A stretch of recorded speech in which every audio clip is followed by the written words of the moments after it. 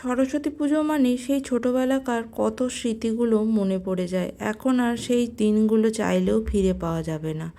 তাই কি করব, নিজেই একটু পুজো করব বলে এখানে দেখো আগের দিন রাত্রিবেলা আমি আলপনা দিচ্ছি। আর তার পরের দিন ভোরবেলা উঠে পড়েছি। আর কুয়াশা দেখো বাইরে কত, কিচ্ছু দেখা যাচ্ছিল না চারিদিক। আমি তারও একটু আগে উঠেছিলাম, 6টার দিকে। আর উঠেই সকালবেলা খিচুড়ি আলুর দম তৈরি করে নিয়েছিলাম, বর অফিসে বেরোবে তার জন্য।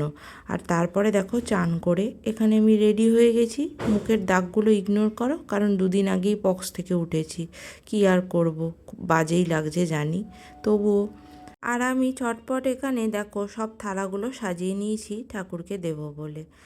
তো অন্যবার সরস্বতী পুজোয় বন্ধুদের সাথে বেরোনোর প্ল্যান থাকে, কিন্তু এবারে হয়ে ওঠেনি আমার একটু অসুস্থতার জন্য, আরও কিছু কিছু সমস্যা হয়ে যাওয়ার কারণে।